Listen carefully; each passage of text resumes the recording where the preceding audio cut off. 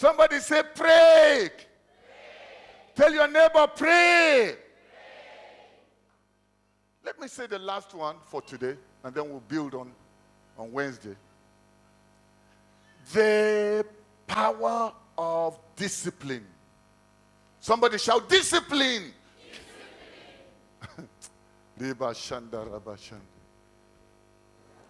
Discipline. What is discipline? Or let's call it self-discipline, because when you hear discipline, you just think discipline, you get scared. We're talking about self-discipline first, but you can connect it to other areas. Self-discipline is the ability to force yourself to do something you know you should do, whether you feel like it or not. I should pray. I don't feel like praying, but I'm going to pray. I should forgive. But the way this man talked against me, I feel like giving it to him. You know the way this pastor preached, as if he was talking against me. I'm leaving the church. The way Papa Goro corrected me, he made me angry. I'm backing out of this church. You feel that bad, but you know it's not going to help you tomorrow. You decide to stay. The way your husband mistreated you, you feel like this man is a devil.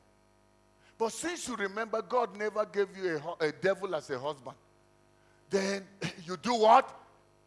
You stay. God sent me to this church.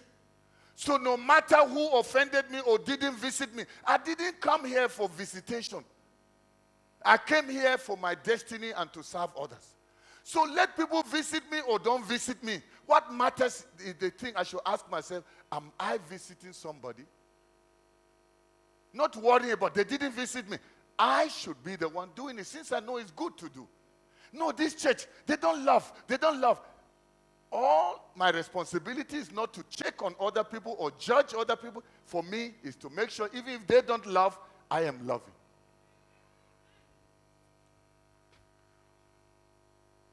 What are we talking about? To achieve greatness, you should be prepared to pay the price. Discipline will help you forego present, instant, and immediate gratification. Will make you give up instant, immediate, and something that is just for now. You give up that pleasure for your destiny. And you do something that your body may not like. You give it up for a greater gain and something that is more valuable in your life. I need to go to school. I need to go to work. I need to do this. It's winter. I feel like still remaining in bed and snoring. But because of where I'm going, I will go to work. Because of where I'm going, I will wake up and go to classroom. Because of where I'm going, I will study. I feel like sleeping, but I have exams tomorrow. So I stay awake to do what? Study. The Bible says, study to show yourself approved. Anybody that wants to be delivered from unnecessary perspiration, he must be engaged in more preparation. Did I confuse anybody? Do you know what it means to perspire? What is that? Sweating. You know when you're in trouble, you start sweating, eh? Thank you. You start what? Sweating. So to deliver yourself from unnecessary perspiration, it is important to give more time for preparation. You are going for an interview, you are going for an exam. You haven't adequately prepared, you will perspire. Preparation. One time I went to preach somewhere, I won't tell you where. I had been very busy before I traveled. I got there and they carried me from airport, drove me straight to the meeting. I had not prepared. I got there. I tried to preach, it wasn't coming out. I tried to teach, it wasn't coming out. Tried to sing, the song didn't flow right.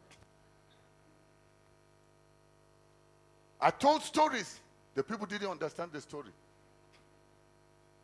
At some point, I began to sweat inside. The people were looking at me, I was looking down. And I kept making sure my eyes never connected with the host, the one that invited me, because I knew I was disappointing him. To pay such money for me to come and be sweating. I wrote it in one of my books, Ministerial Ethics and Protocol. It's coming out soon. I began to sweat. By the time I got tired, I wanted to give the microphone and tell him this thing is not working. But the crowd was too big. I felt, how can I face this embarrassment? So I struggled and struggled. By the time I finished, they had a reception area where all the guest speakers were to stay. I said, take me to my hotel. Take me to my hotel. I won't stay with those people. No, we are eating. I said, I'm not eating. I went to my room. I knelt down and said, Lord, forgive me. Have mercy. What is this problem? I prayed. I studied. I prayed. I studied. Made my notes. The next day I was preaching. People were standing and jumping. And they asked. They said, then some were asking, was this the same preacher of yesterday? Have you ever failed an exam that you went and retook that exam and you came out with flying colors because you were prepared for it?